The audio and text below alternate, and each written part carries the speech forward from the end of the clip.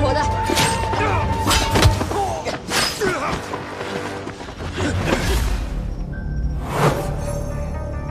退！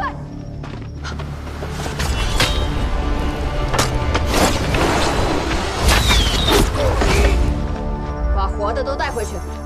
是。走。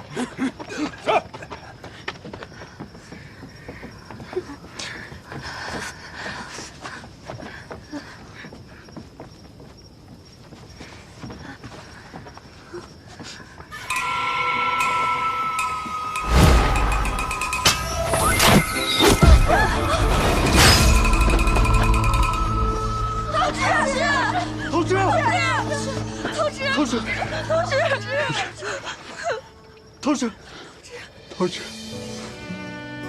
随主。同志，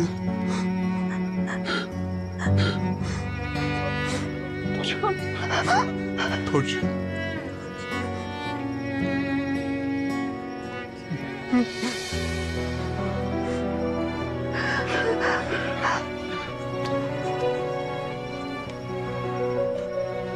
哥哥在。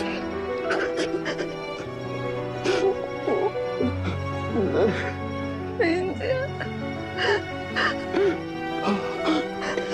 哥哥带你回去。回家，哥哥带你回家。带我。去。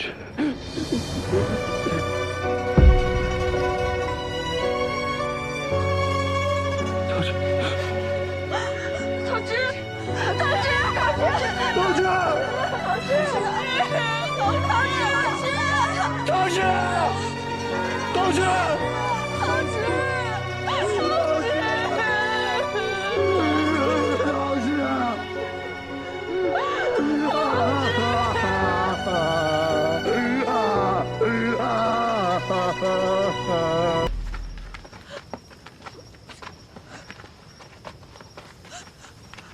他们身上没有任何能证明身份的东西。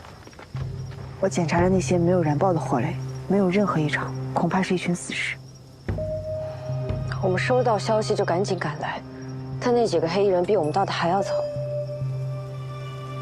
孙生傲能有这么大本事？不会是他。风。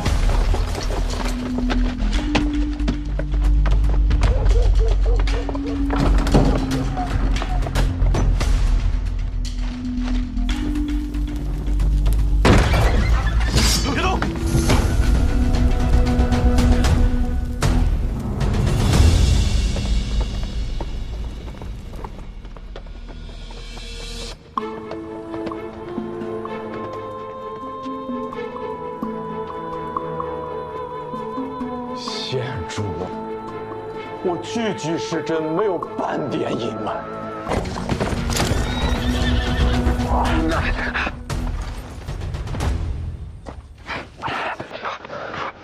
李佩仪，你敢谋害四品官人！还做你的春秋大梦呢？认识吗？我已经承认我是绣红楼下级了，是你假扮那里的姑娘逗弄我，这是误伤。我再问你一遍，记得韩笑吗？到底谁是韩笑？我不认识，我也没听过。半个月前，壁上花案轰动后宫，一女子被埋在宫墙之中，尸体上满是伤疤，是被人长期虐待而死的。她生前被囚禁在绣红楼，脚踝间各有一颗红痣，她就叫韩笑。他死了。你取了一个人的性命，却连他的名字都不记得。不是我杀的，绣红楼有那么多客人，凭什么说是我杀的？因为韩笑身上的伤疤和我手臂上一模一样。这次没人能保你了。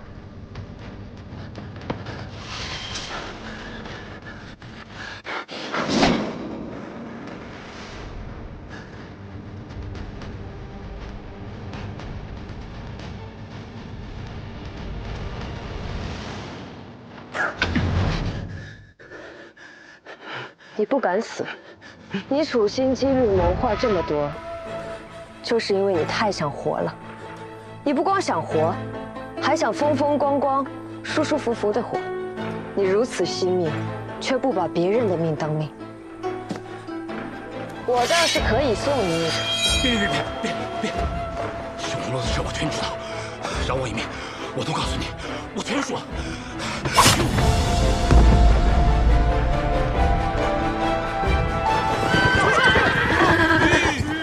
杀人了！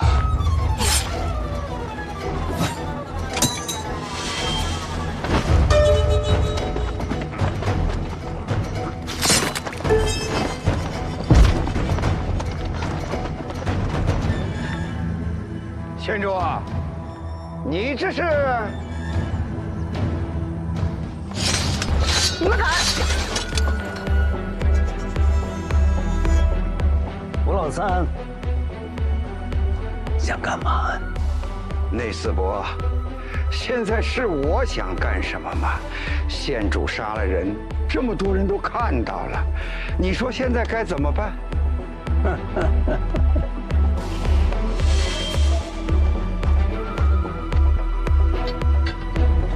出什么事了？我赶来的时候，马车翻在路边，卢正廉正准备逃跑，他为了保命想要招供，车夫就把他推到了我的肩上，最后又抹了自己的脖子。这说法可信度有几分？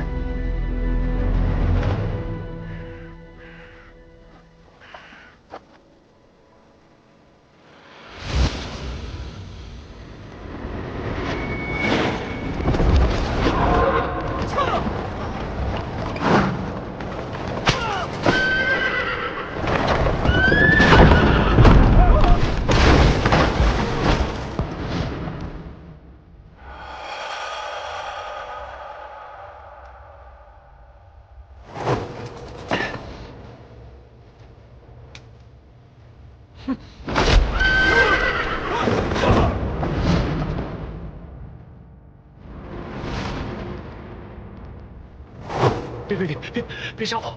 血红楼的事我全知道，饶我一命，我全告诉你，我全说。杀人了！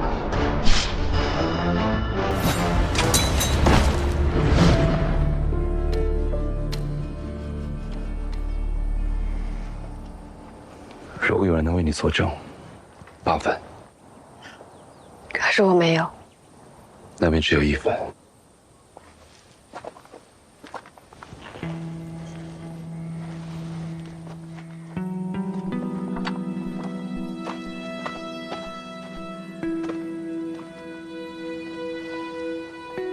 带我去大理寺吧。这不行，案子是内卫先发现的，要去也该去内业局。行了，此案重大，上报圣上。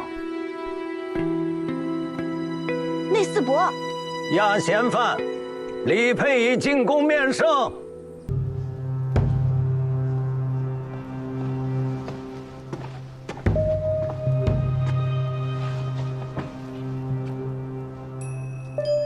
怎么跪下了？师父叫我来，定是因为我做错了。错哪了？办事激进，不知轻重，越滚越缺。行了，这些年我还是太纵着你了。从今天起，别再办案了。内业局的令牌交出来。凭什么？凭你身为内卫，查明凶手后未能立即将其绳之以法，竟有包庇之嫌。说轻了，不予知晓；说重了，徇私枉法。交出来！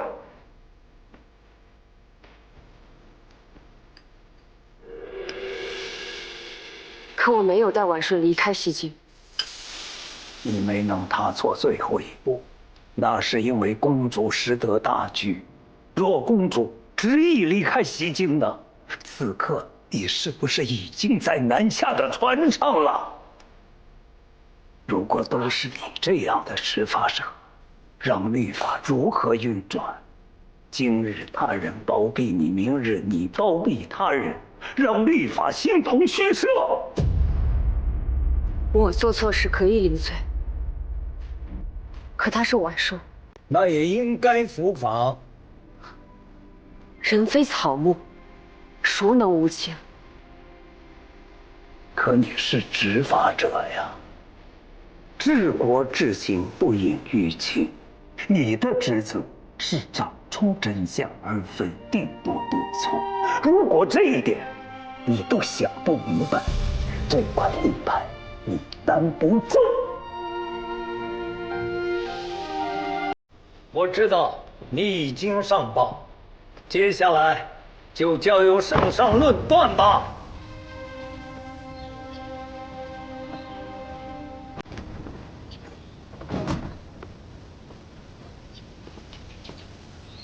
有旨。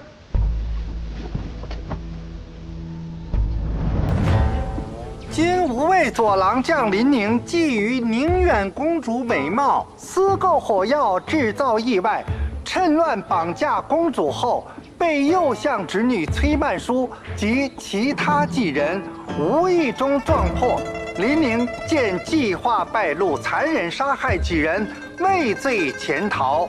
福昌县主李佩仪、太史丞萧怀瑾明察秋毫，将其绞杀于逃跑途中。你二人当机立断，有勇有谋。宁远公主积民有加，安然脱身，皆有赏，接旨。谢圣上体察。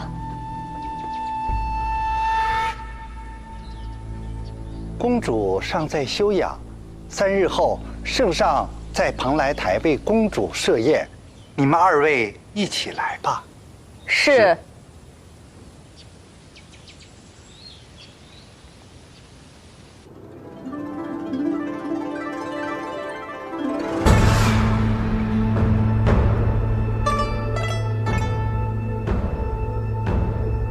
停！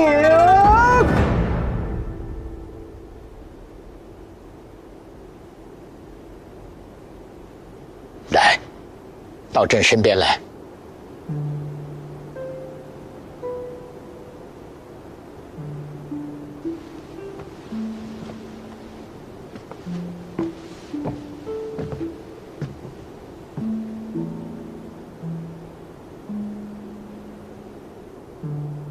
快请啊，公主。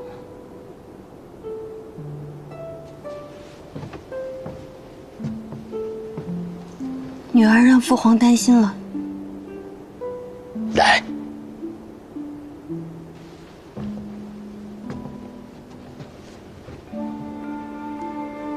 婉顺，你的委屈，阿爷都知道。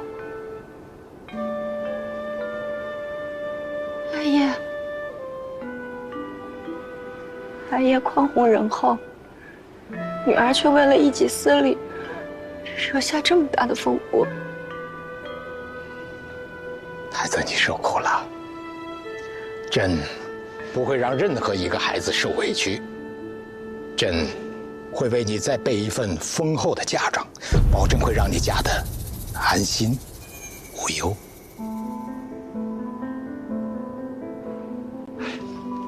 恭喜宁远公主！哎呀，圣上这可真是恩宠无边呐！公主一定是回纥那里最风光、最高贵的可敦了。女儿谢过父皇。不要冲动。请圣上收回臣命。婉顺是我李家的女儿，是大唐的公主。她若你阿爷阿娘还活着的话，一定会对你讲明这其中的事理。所幸阿爷阿娘不在，我不必懂得其中事理。佩仪啊，圣上，公主蒙圣恩遇难成祥，看来与那乌特勒王子的姻缘是注定的了。佩仪，还是让我自己同圣上讲吧。若圣上还有雅兴，可否让我献舞一曲，跳一曲母亲曾经为圣上跳过的折枝舞，以谢天恩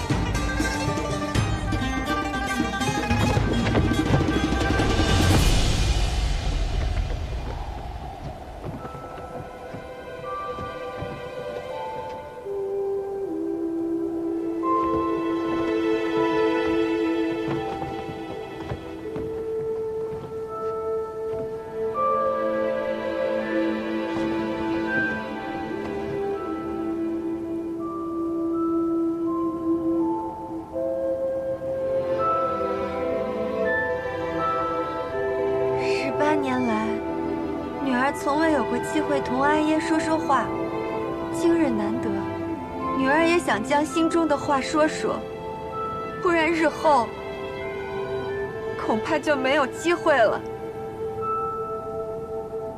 婉顺命好，能成为圣上的女儿，可婉顺福薄，18年来，只让阿耶看到了3次。第一次，我尚且年幼，阿耶查看皇子公主的功课，赞我有才情，我便用功读书。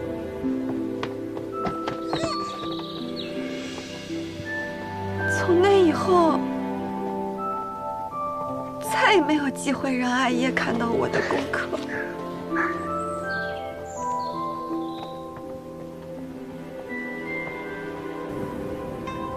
第2次，圣上寿宴，我为阿耶绣了《龙腾四海图》，阿耶大为赞赏。终于想起有我这个大漠舞姬的女儿，我便精进绣功。公主，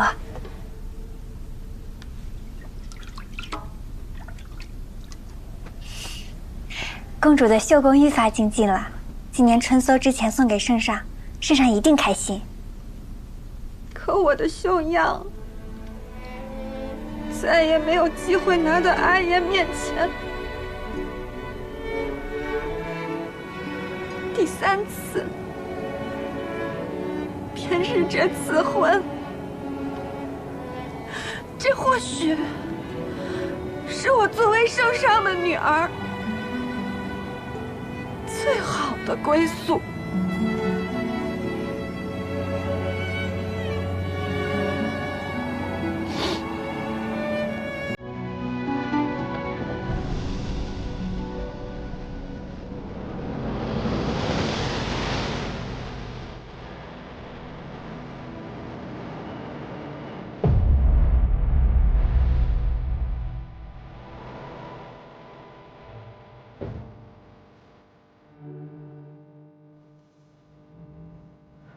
不过还好，阿爷应该不会再忘记我了。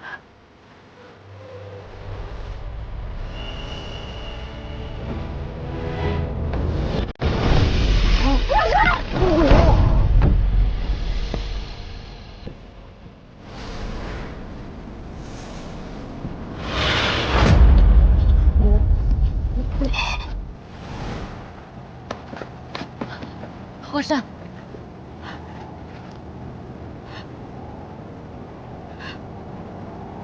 我说，佩仪，你太傻了。为什么要这样做？因为这样的话，就没有人能再逼我做我不想做的事了。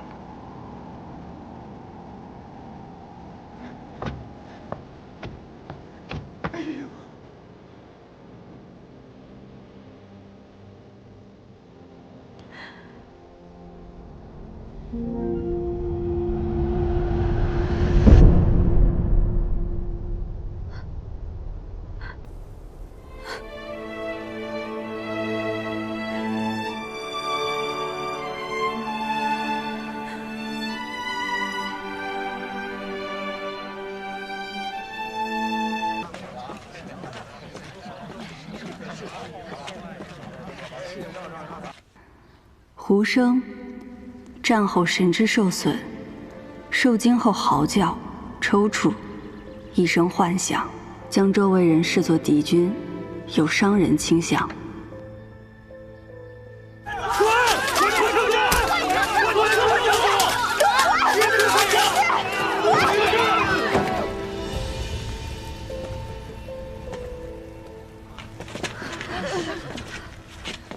今日大街上盲沟人突然发狂，肯定是被你下了咒。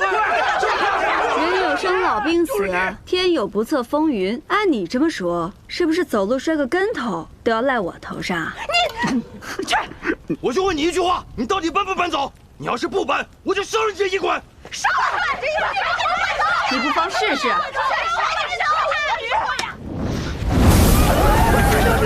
胡说！太吓人了！我倒数3声。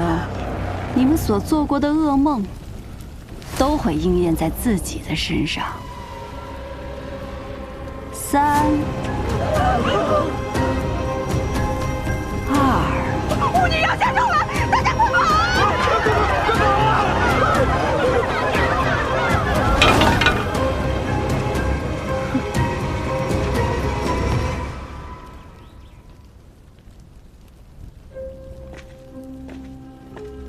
早就听说圣都有个巫女能窥梦医人，跟她闲聊几句，病就能治好。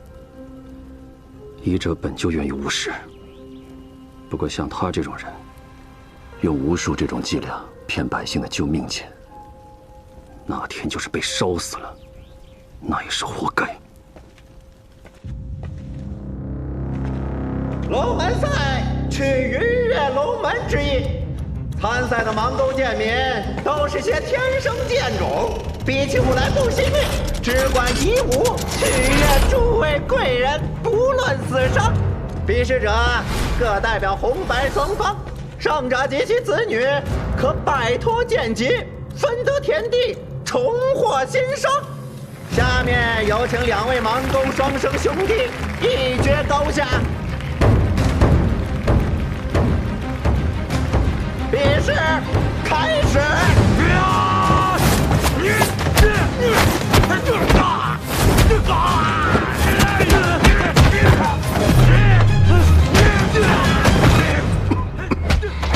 正宫面色不佳，可是那夜不能寐的怪病还没医好。无妨。坊间都在议论，官拜右相的傅生君做了个梦就被赐死，实在亘古未有啊。只因做梦，他梦见的可是叛贼李克登上圣上上朝的战鹿殿。此时做这种梦，是狂中狂，忌中忌。哦，下官明白了，这圣上此举，意在杀鸡儆猴。多谢杜公体贴。圣上下令筹措的库储军饷，征收的如何了？此次军饷共征得85000两，还有不到4日，便可运到圣都。下官报上去8万两。你行事小心些，别留下什么把柄。下官明白。行了，左补阙郑远近来身体如何？听说他患了一种夜不能寐的怪病，看了好些医师也未见好转。我压白的，我也压白的。眼下最紧要的还是军饷的事。户部已经将账目上报给朝廷了，度量差人唤我过去。是到了该摊牌的时候了。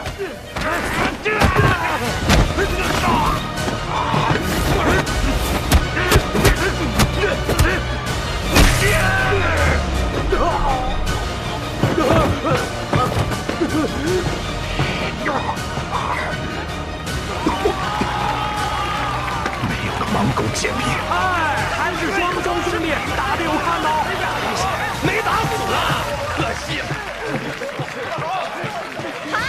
风邪风风过上，就此脱离剑劫，分得天地。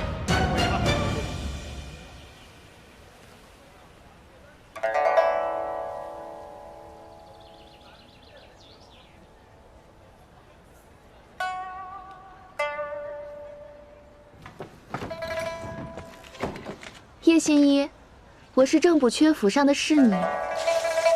叶新一，郑补阙邀你到府上做客。今日不问诊，改日再来吧。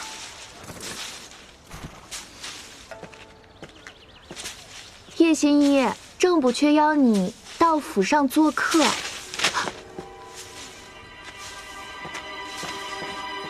叶新一，郑补阙邀你到他府上去。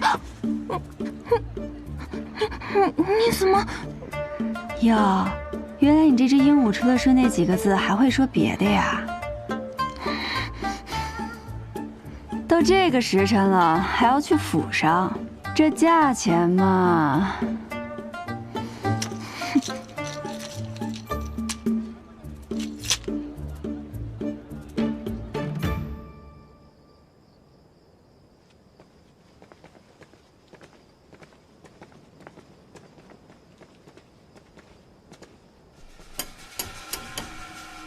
进来。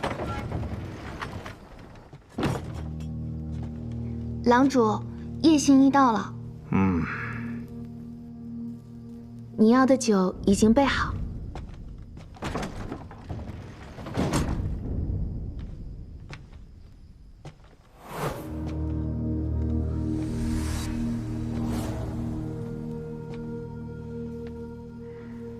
正宫有几日未能入眠了？半月，一闭眼就醒来。为此，我寻遍圣都名医，却都无人能治。听闻你的医术非常特别，如能将我治好，必有重赏。替我把脉吧。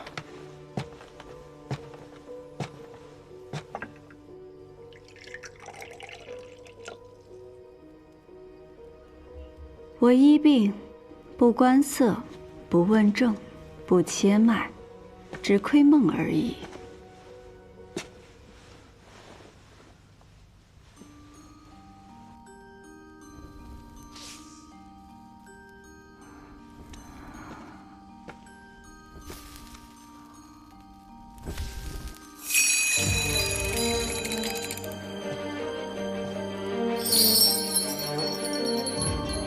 你看着我手中的铃铛，每听到一声响，心中便默念一个空字。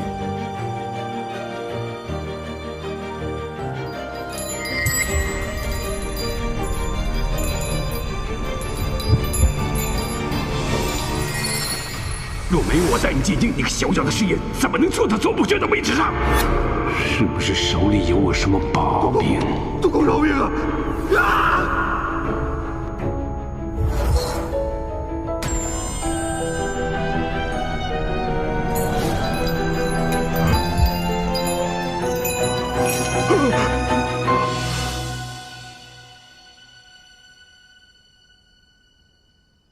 叶心怡，你的医术果然见效，只是你说你能窥梦，不知能否看到我的梦啊？是能看到一些，那梦中有可怖的人影，症结在于恐惧。你在怕什么？你可能看到人影的容貌。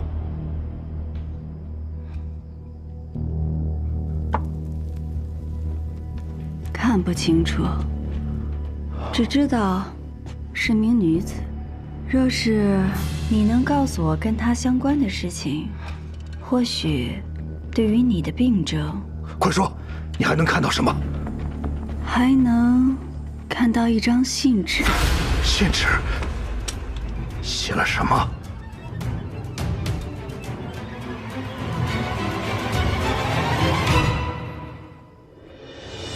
梦境杂乱无序，画面一闪而过，什么都看不清楚。正宫的病还需久医，现在天色已晚，马上就要宵禁了。偏安改日再来给正宫诊治。罢了，今夜之事，不要让其他人知晓。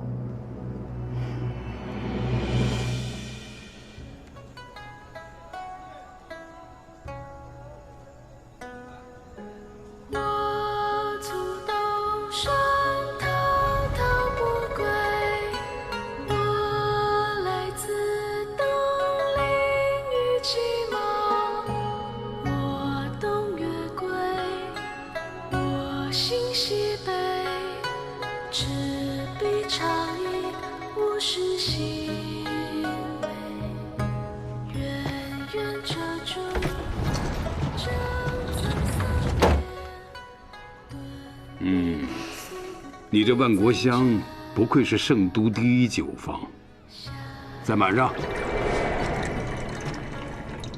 都郎中，可否借一步说话？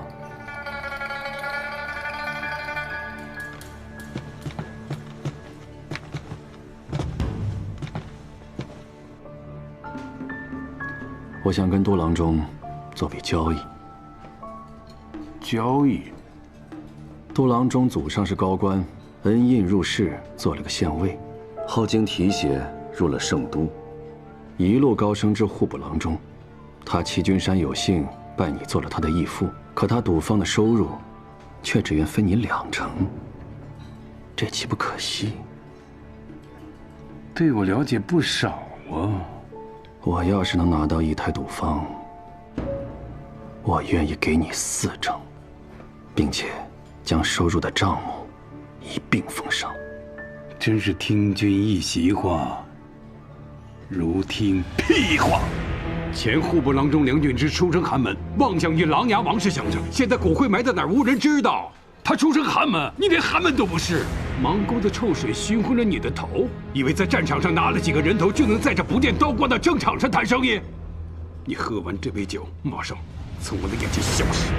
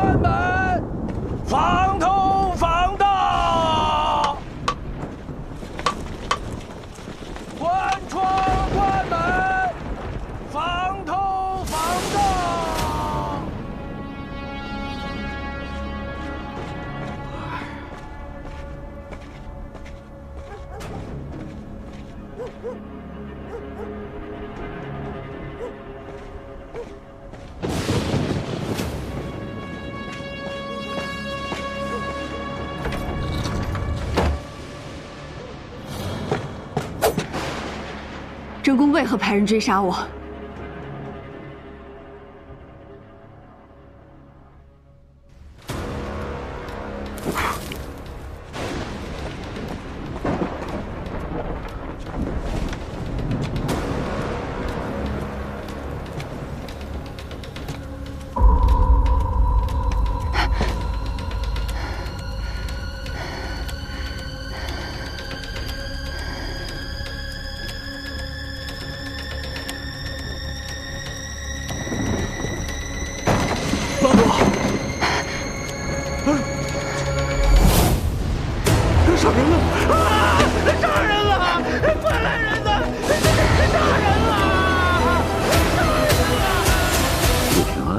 这名字有些耳熟。就是那个巫女。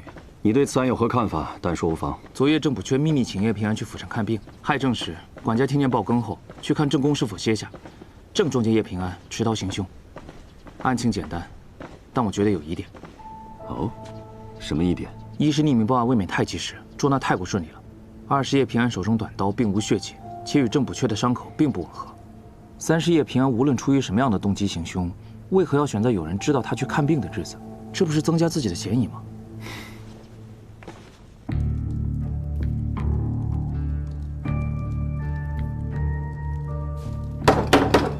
醒醒！哎，醒醒！谁？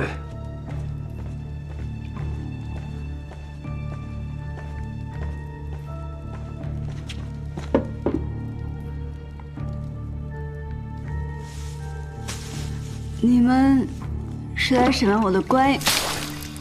犯了死罪还能睡得着？不愧是江湖行骗的庸医。不是，啊，这是混账！我没有骗人，我是被人追杀才跑到郑补缺府上。我见到他时，他已经死了。这肯定是一个圈套，有人故意嫁祸给我，让我做替罪羊。有理有据。这么说，你是被人陷害？这里面定有阴谋。好，那你不如将昨夜经历的一字不差的全部写下来，如何？好。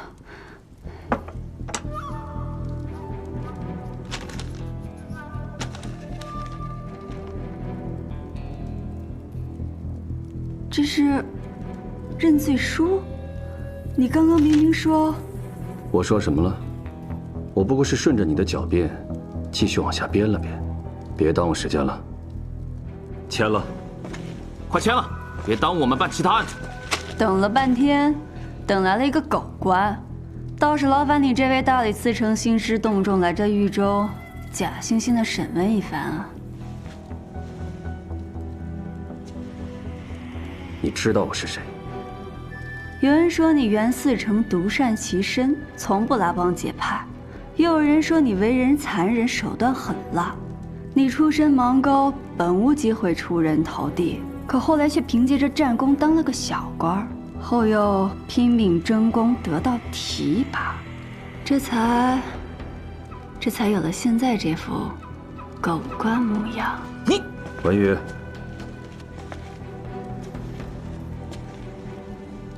好啊，生的一副伶牙俐齿，不过也是鱼肉一条。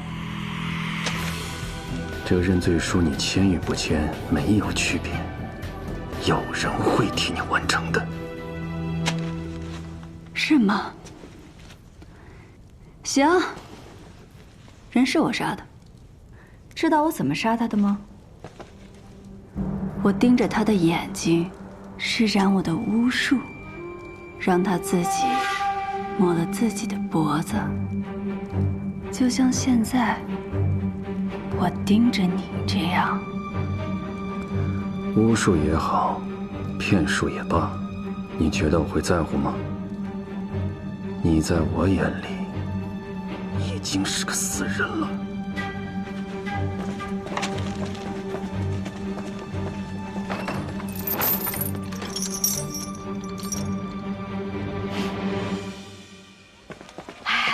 我听说那个杀了朝廷命官的人，就是这个巫女叶平安呐。有说怎么杀的吗？说是他给人下了咒。哎，快来快来！大听到了吗？大听到了吗？可不是下咒这么简单，是梦。那个巫女啊，会引人入眠，窥人梦境。听说那个巫女可以钻进你的脑袋，一旦你做梦，她就会在你的梦里变成鬼。那郑补缺就是这么活生生被吓死的。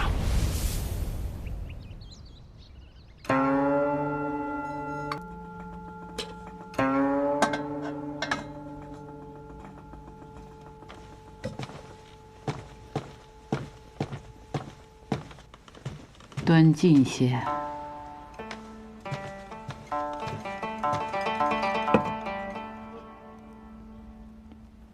负贼之梦方毕，朕又听闻一梦。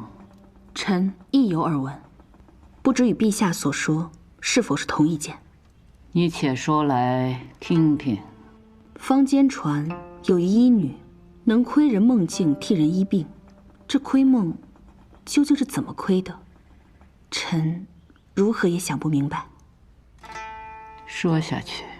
这医女胆大包天，竟敢谋害忠君为国的郑补阙，定有人恨不得将她速速定罪。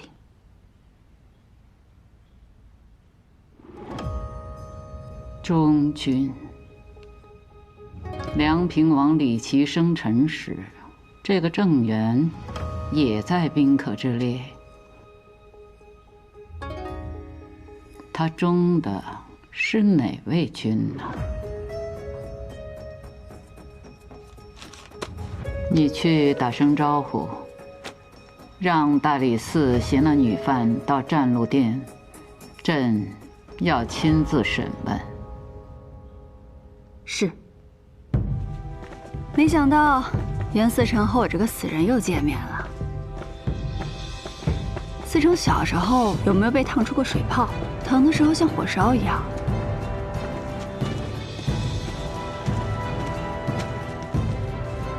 参见陛下。听闻他能入梦杀人，可有此事？此女靠骗术行医，所谓入梦一说，不过是百姓受到了蒙骗，以讹传讹罢了。正宫一案，此女是用短刀行刺，现如今人证物证俱全，她抵赖不得。陛下，袁思成所言绝非事实。民女虽不能入梦，却能窥梦。民女看到梦中令郑补阙恐惧之人，此人才是凶手。若陛下给民女一个机会，民女可找到此凶手，并查出他杀害郑补阙的证据，以还民女一个清白。陛下，此女一派胡言，她口中的窥梦，无非是信口雌黄。请陛下准许，借民女最不相信窥梦之术的袁思成一用。元清，你就配合一下。是。陛下，民女每次窥梦时都得来口酒。听闻陛下喜爱美酒，可否斗胆向陛下讨要一杯？赐酒。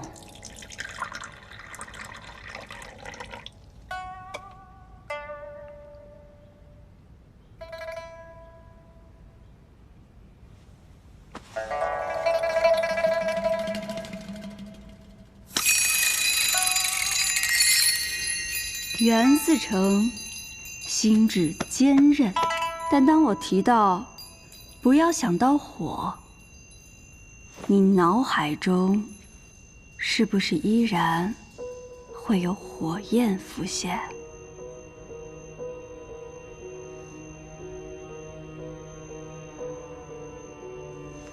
袁思成何时最惬意？让我猜猜。回到自己最熟悉的环境，四周寂静，你会独自躺在河道上的一条小船上，头枕双臂，此时你便拥有了片刻的安宁。小心烫！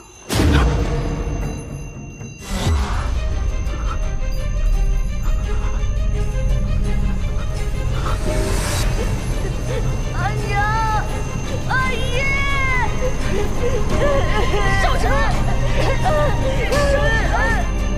阿爷，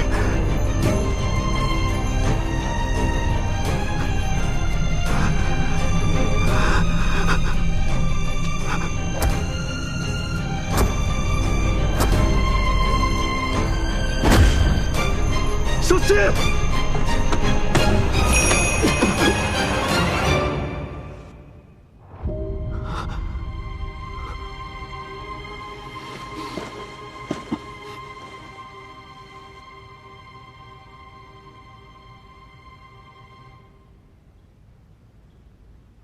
说说吧，刚才元清为何有那种举动？你看到了他什么心思？回陛下，是恨。民女看到了浓烈的恨意。对谁的恨？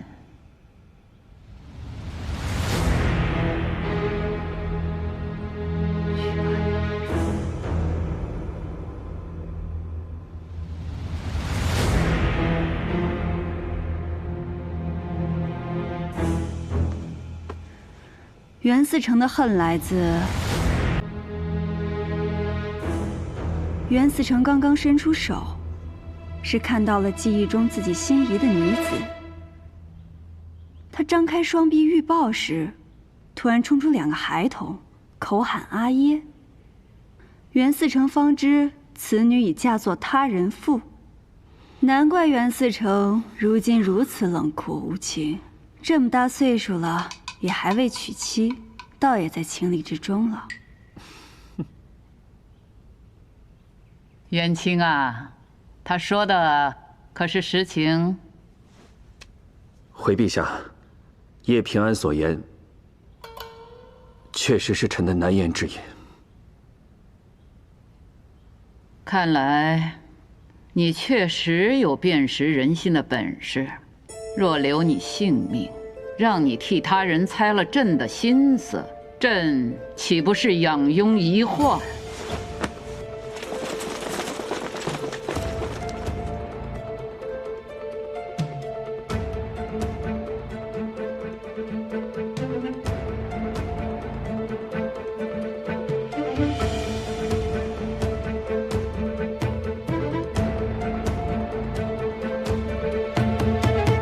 然上苍有好生之德，朕倒要看看你能不能先救得下你自己。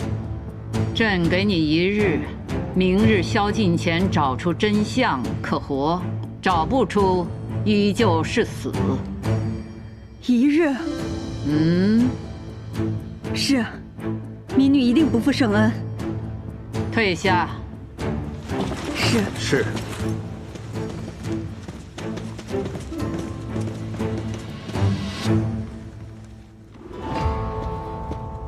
陛下，此女窥梦之术虽不似传闻中那般神乎其神，但也确实令人惊叹。哼，哪有什么窥梦之术呀？此女机敏且胆识过人，也许是可用之才。能不能活，就看她自己了。腿软，扶一下。你刚在店里编故事的时候，不还挺巧舌如簧的吗？什么冷酷无情，什么至今未婚。我不过是贪生怕死，想活命而已。袁思成心胸宽广，不会跟我计较这个吧？你如何得知我曾经被火灼伤过？你让我签认罪书时，我看到你手上的疤痕。你方才入殿之前就跟我提及手上水泡的事情，你就是那个时候开始用巫术蛊惑我的。我说了，你心智坚韧，寻常的法子没有办法引你入眠。你这巫术哪儿学的？若这也算巫术，那巫术便无处不在。你衣领上的绣纹穿着并不舒服，可你为何还要穿它？因为你认为它更能彰显身份。毕竟达官显贵们的衣服上都有绣纹，你要融入他们，自然要这样。这也是种巫术，不是吗？大理寺虽然已经勘察过案发之地，但我还是想亲自去一趟。1日很紧，不如我们马上。明日要死的是你，又不是我，我为什么要费心思？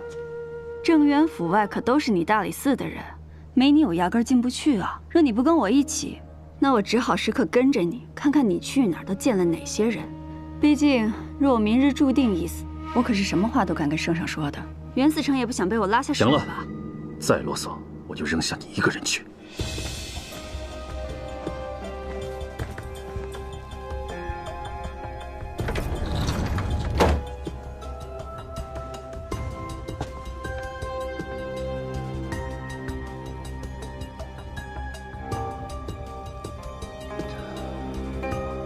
既然仵作已经验过尸体，必然能推算出郑补阙遇害的时辰，而那时我根本不在他府上。巧辩。尸体没有挪动的痕迹，凶手很有可能是突然出现在他身后，趁其不备，一刀割喉。你的话佐证了你行凶之时。敢问袁思成，大理寺都提审过哪些人？车夫、管家、这些人皆可证明，当夜你从未离府。那他们的证词是什么？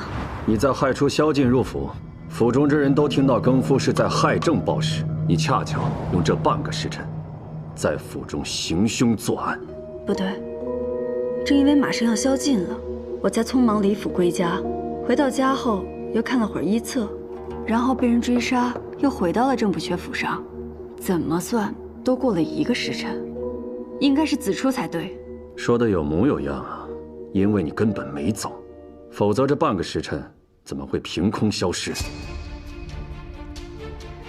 少了半个时辰，怎么做到的？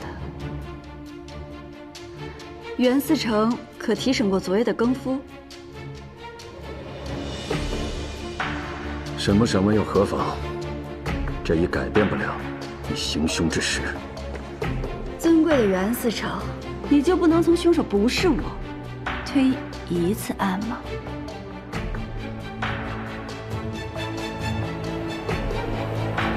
文宇，去查一下昨夜案发后的离府之人。是。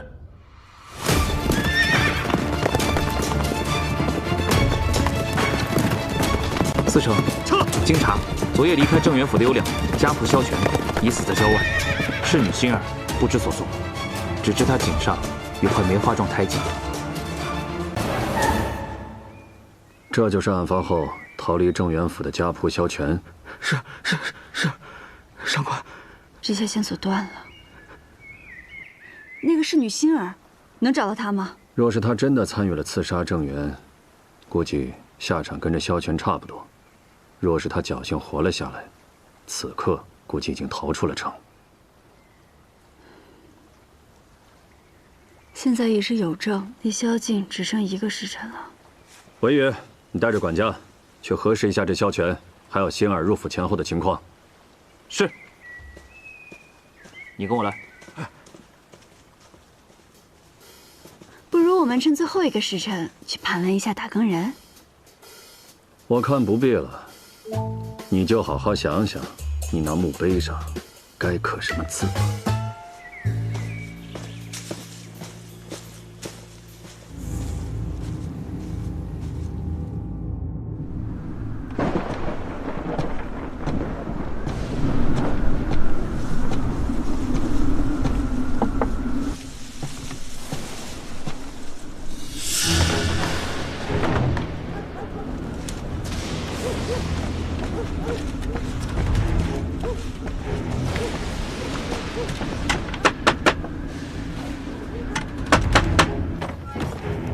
司城，曾轩求见。曾公，这么晚前来，所为何事啊？司城且看。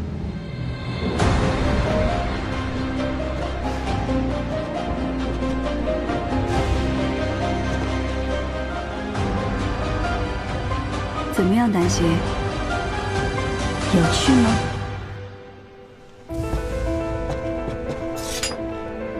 很尽兴。我按你的安排，混进郑元府1年多，总算取得他的信任。3年前，我看到郑元收到度量贪墨的密信，便连夜给度量传信，让度量知道郑元拿到了他贪污的罪证，成功离间了郑元，并且特意加重了让郑元失眠的药粉。等你去他的必经之路上引起他的注意后，民女心一夜平安，专医心之隐疾，顺势引导他来找你看病，同时让度量的暗桩发现。郑元被灭口后，如你所料，你成了度量眼中最合适的替罪羊。你可以赎罪了。我按计划变换身份四处散播关于你的谣言，终于引来圣上的召见。圣上宣召！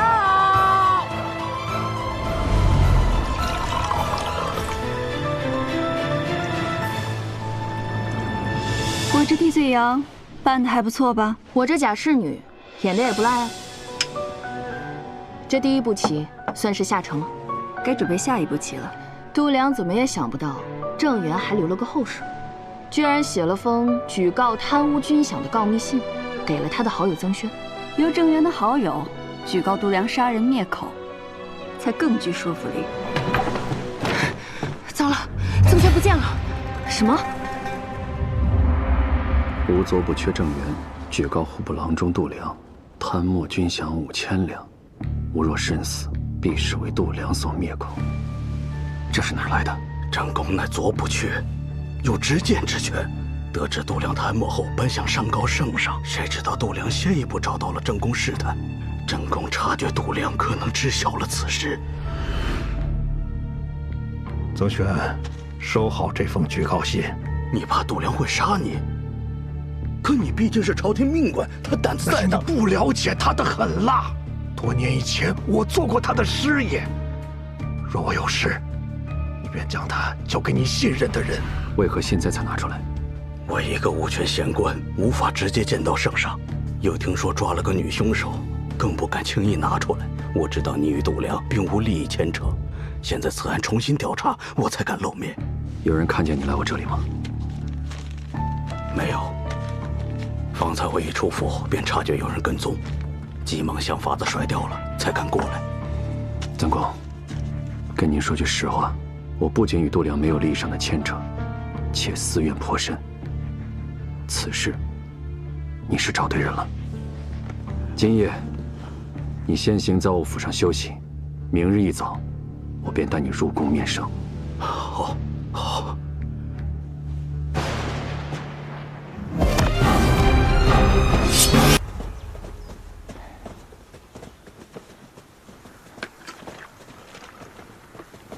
顺使，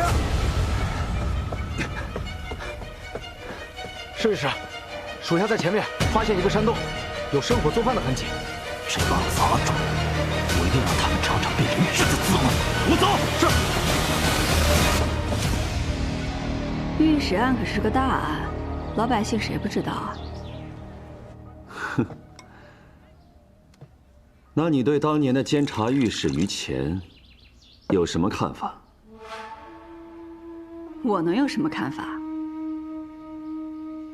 那于乾丧尽天良，他出身通泉县，虽在圣都做官，但经常回乡视察。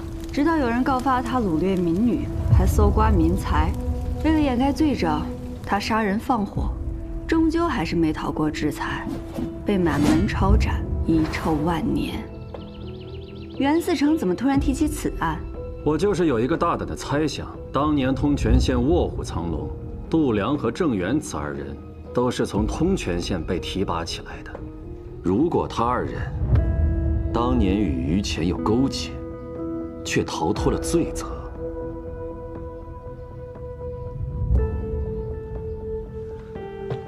又如果当年御史案的受害者活到了今天，你说他们会想要报复吗？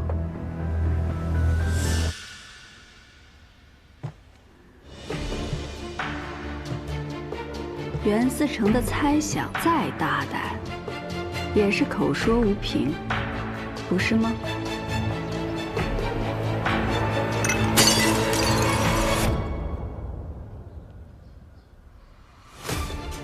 你让人在赌坊栽赃我，而我抓了你的人，你觉得咱俩谁的损失更大？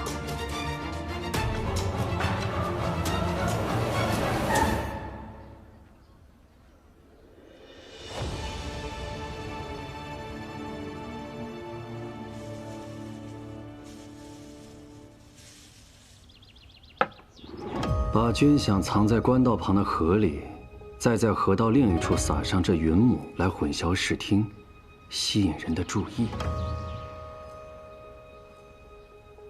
妙啊！袁嗣成能消消气了吧？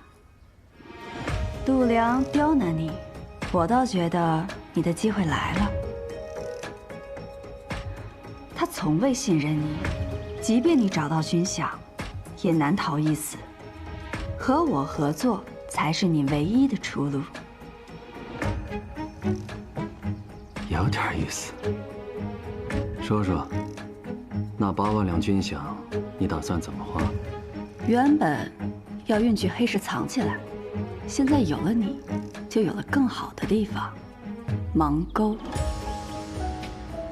行啊，谁都想不到，这本应运进圣都的军饷，就一直在圣都。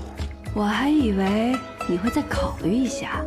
我不会将这军饷交给杜阳的，况且，丽君很快就要发现他被人给耍了。你，这不也没给我时间考虑吗？此时，有人比我们更着急。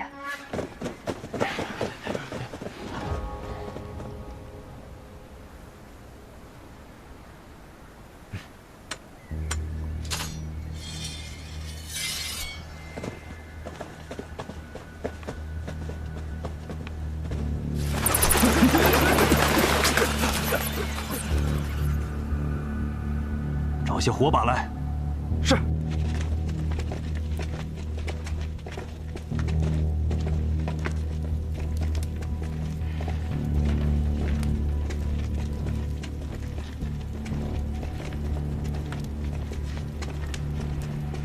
收到了。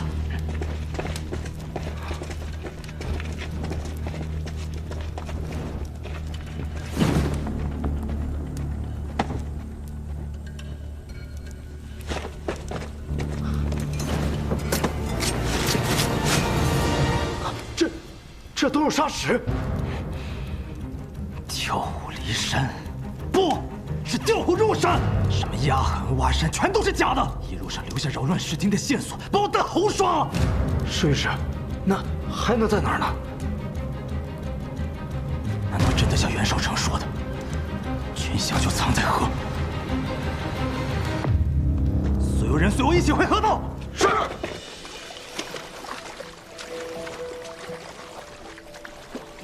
好，把船固定好，快！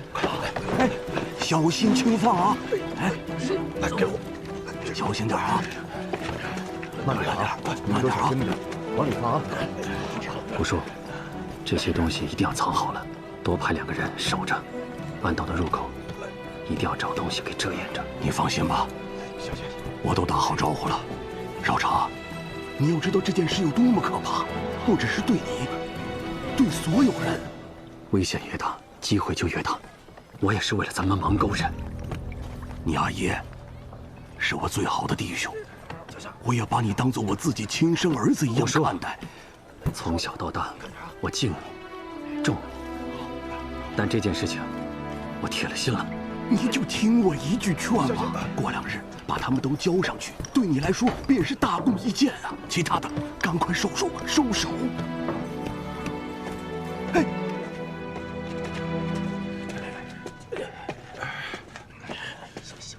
慢点啊！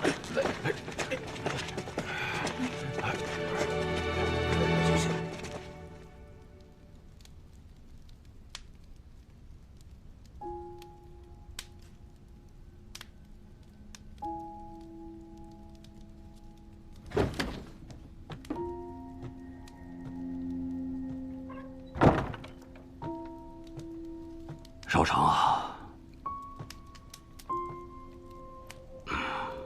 刚才话说重了，你已经做得够好了，没必要这样逼自己啊。我记得小时候，大概8、9岁吧，我太饿了，我只不过是吃了关爷掉在地上的肉末，那人就要将我送进监狱里。后来我才知道，贱民命贱如草，我阿爷当街给人磕头，一个接着一个，磕得头破血流了，那人才同意放过。再后来，他为了让我和大哥不再是千金，去参加龙门赛比武。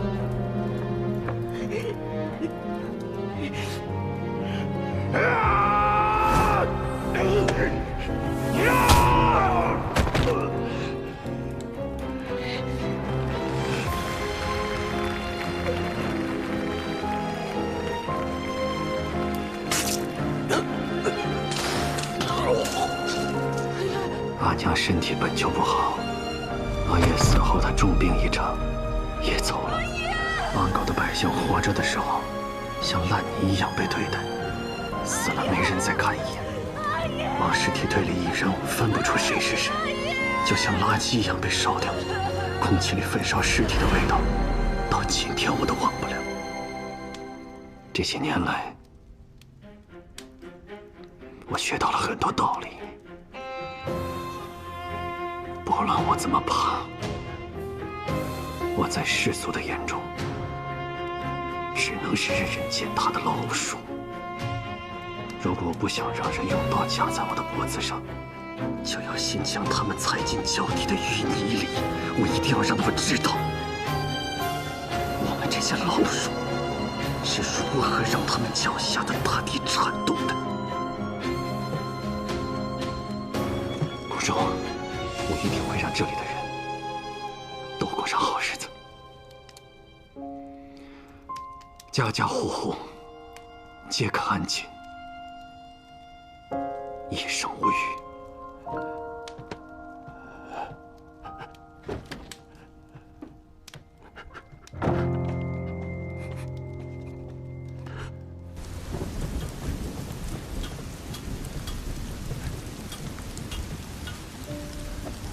若不是来到这里，根本想不到圣都还有如此破败的地方。你现在看到那么多木屋，还都是四省找人盖的。我们小时候很多人连木屋都没得住，就只能挤在马厩里睡。青壮的把位置留给小孩和老人，有块遮身的布就不错了。难怪会有盲沟人去打龙门赛。你看过龙门赛？没有，听说过。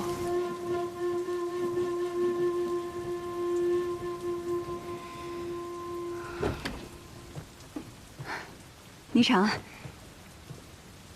看来事情办成了。袁绍成已经上了我们的船。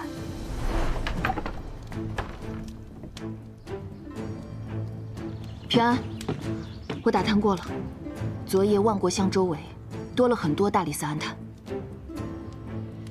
丹心，你通知霓裳，让他把袁绍成引过来。你们一锤子砸翻了都梁后的船，还把我砸得浑身是伤，我可不得上你的船吗？告诉你，我很记仇的。君子报仇10年不晚，你一看就是个小人。5年之后再说吧。切，失踪久了容易惹人生疑。你们赶紧吃点东西，我待会儿差人将霓裳送回万国乡去。多谢袁司城，我自己送就好。行，自己看着办吧。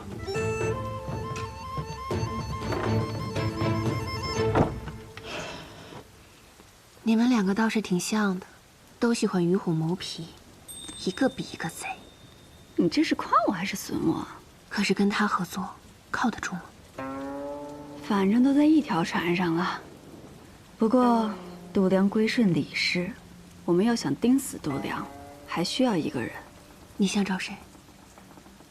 吴显儿。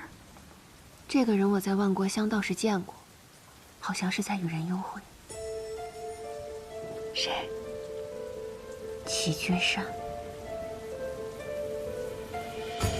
就喜欢听你唱，就喜欢。是吗？来我家里。喝酒啊！待会儿给我多喝点啊。请。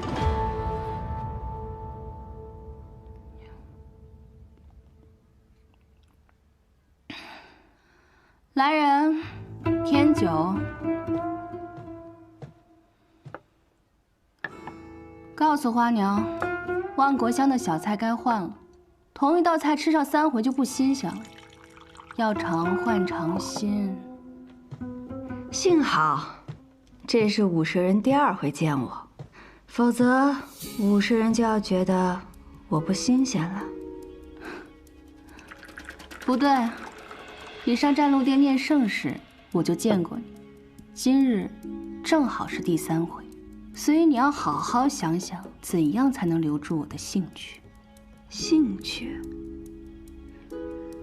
我刚刚想了个法子，让齐君山的手下跑来报信。大哥，义父知道我在万国巷，正赶过来找我，我得赶紧回去拦住他。要是让他知道我与你在一起，就糟了。我先走了。50人别多心，我不过是刚巧碰上了，倒是希望没有扫了50人的兴。怕度量的是他，我可不怕。唉，我给50人倒酒，不管是不是佳酿，50人都肯喝。我以为对于50人来说，我是那个特别之人，这才巴巴的跑来。看来是我自作多情了。我就喜欢你这厚颜无耻的样子。好了，直说吧，你上我这儿到底是为了什么？我在查郑渊案时，查到了度量私吞的部分军饷，奏禀圣上后，圣上却未示意我下一步该如何做。度量胆子真够大的，军饷都敢私吞。度量见我从郑渊案中抽了身，还有了使职，就将我视作了眼中钉，可把我愁的呀。所以就上这儿请教我来了。我既然姓武，就更得摆正身子，免得让人说武士与李氏不睦。这事儿我帮不了你。